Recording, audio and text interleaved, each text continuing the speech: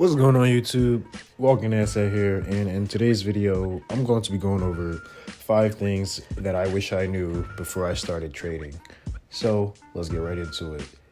If you follow these 5 things, you will be able to save yourself a lot of time and error, because these are the top 5 most common mistakes that almost every beginner trader goes through. So number 1 is how to set a stop loss order.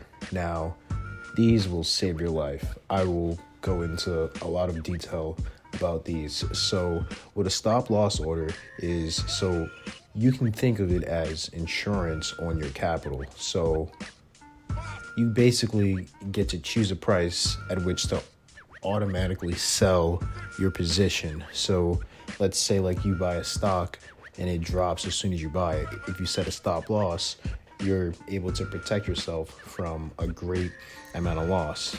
And this is just a visualization of what a stop loss is on the right side. So there are 2 components to stop losses. First is the stop price. Now, the stop price, so if the price of the stock hits this point, then your position will be converted into a limit order. Now, what the limit order is, that's the minimum amount that you receive once the order is fulfilled. So I created this graphic to explain it in more detail. So let's say you buy 1 share of Apple for $170. So you own this 1 share of Apple. Now let's say that you want to hold it because it could potentially keep climbing, or you want to sell it if it hits a certain price. So let's say, in order to protect yourself, you set a stop loss.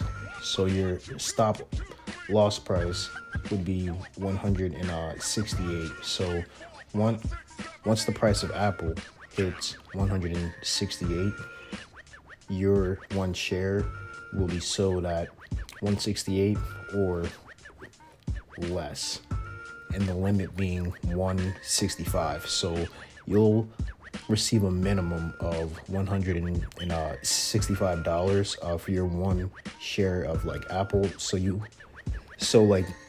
the end, you only end up losing $5, which is isn't bad at all. But you could end up losing $2 because the price could just dip right below 168 and bounce somewhere around this area. So yeah, that's basically how stop losses work. All right, so next up we have market cycles and events and whatnot. Now, this is more a overall a fundamental type of thing to understand. So first up is quad witching. If you don't know what quad witching is, I'll link my video to it up here in the top right corner and in the description. This will save you a lot of pain, trial, and error. So just to summarize quickly, quad witching is basically a time of the year.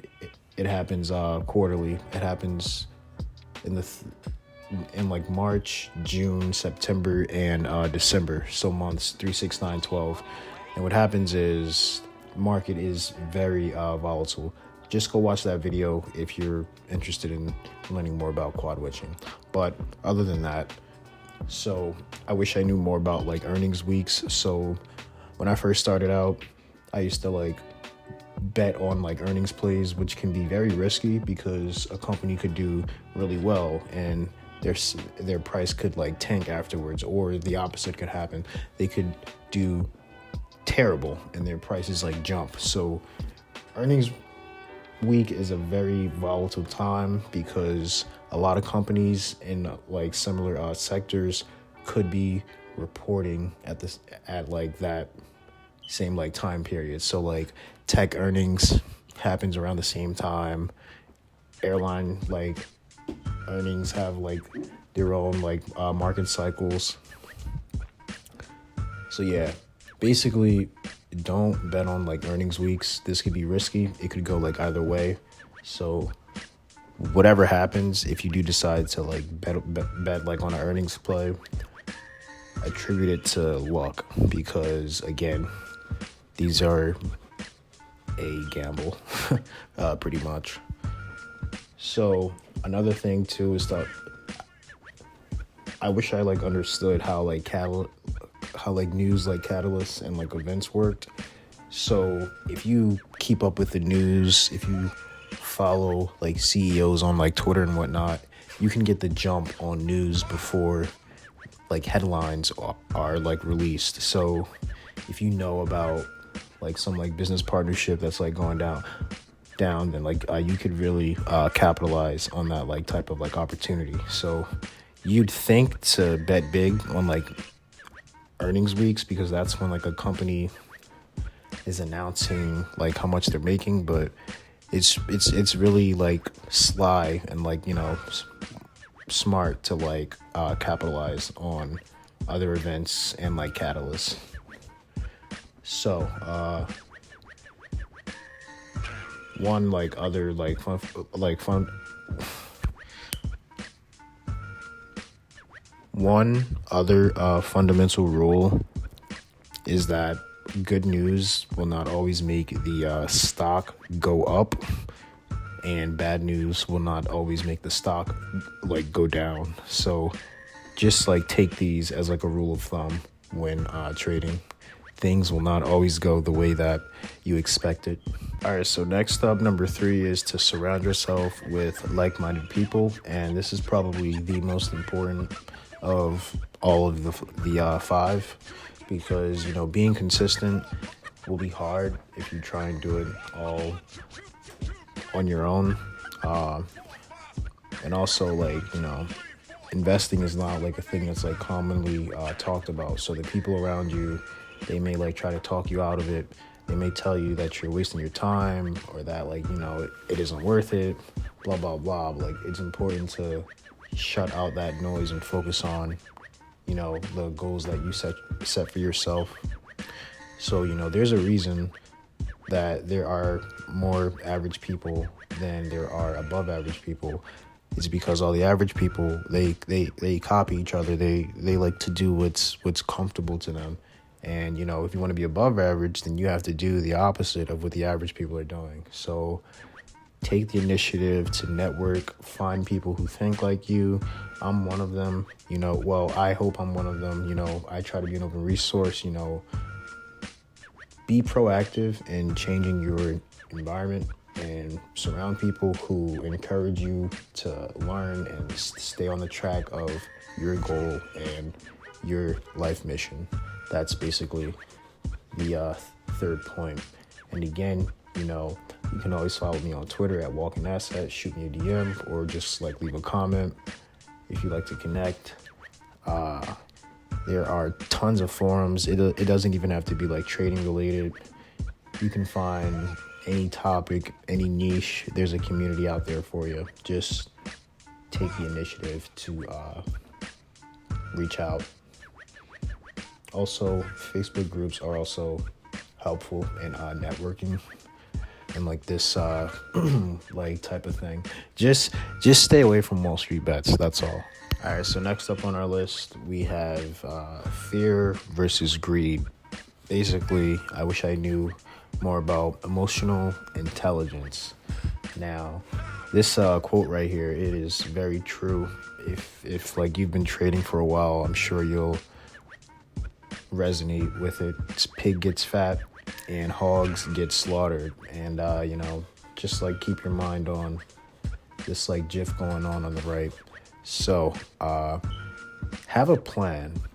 Have a plan for every trade that you're gonna, you know, hop in and out of. Have an entry point, have an exit point before you put any of your hard-earned money up. It's very important. You need to have, you know, purpose and intention behind your trades. So, you know when to walk away. Now, this is whether you hit your like profit target, or if you've hit your risk tolerant target. You know how much you're okay with walking away with, and know how much you're okay with losing. These are two very important factors that will save you a lot of stress and a lot of sleepless nights, because the last thing that you want to do is get caught holding a bag. Now that's when you buy up here and the stock basically drops down and you're forced to hold until it recovers, which could be months, weeks, days, years. So know how much you're okay with making and losing. And most importantly, leave your emotions out of it, because when you set these 2 points, emotions should not matter at that point. So, trading can be mentally draining if you get too attached to it. Like if you check your portfolio too much, try not to do that. It's very compulsive. It's a lot easier said than done, because I do it to myself, honestly. But, just try to be aware of, how much bandwidth this is like taking up in your mind. If you're making risky or like irresponsible trades, these will set you back, and, you'll just beat yourself up for like making these like, not so wise plays. But, you can always get over it, get better, but just avoid them to like begin with. Don't bet big on like a play that like barely nothing about, or because someone on Twitter or like TikTok told you that the stock was about to blow up. Be careful with your money. Invest what you're okay with losing. It's very, very important, because that way, if and when it like happens, you'll be able to survive. So yeah, basically learn how to make a plan and stick with it. I have resources to help you accomplish this. Just like check them out. So last but not least, and I just started doing this recently, I started to journal my trades. I probably started doing this, let's say 8 months ago, and it's been transforming. So what this does for you, so the fastest way to get better at like anything is to learn from your past mistakes. Now this is like a very generic platitude that we all know. So like when I applied it to like my trading strategy, I just, I exploded as far as like, like productivity goes and like progress. So it helps you to identify where you went wrong. It helps you to avoid those common repeated errors and habits that you're making. And it helps you to stick to what works. So eliminate what doesn't work for you and like double down and like amplify what does work for you. So if you like trading a certain company, if that's like your most profitable like thing to do, stick with it. Don't like switch up. Stick to I personally like to trade the same 2 to like 3 companies back and forth, because I watch them daily and I like understand how they work. So stick to what works for you. And just understand, again, like no one is perfect, but by having a plan and being consistent with that plan that works for you specifically, you can be a lot better than others. So reflecting on your previous trades or whatever area of your life you'd like to apply this to will allow you to become more self-aware of your bias and habits. And it's great for developing a long-term strategy as a trader/investor. So, again, just to like reiterate, if you wing it, you will not make it. You need to plan ahead. The person who plans ahead will like get ahead. The person who doesn't plan ahead will just be lost amongst the random like crap that like life throws their way. So, plan ahead and you can stay ahead. So yeah, that's all for today's video. Those are my top 5 concepts/things that I wish I knew before I started trading. You can learn more about all of them from the stock market beginner bundle. The link to it is in the description. Check it out. There's a lot of content in here, super valuable. You can also sign up for my newsletter and grab my investing course for free. It's normally $15, but if you join the newsletter, it's all yours. That's all for today, everyone. I'm out. Peace.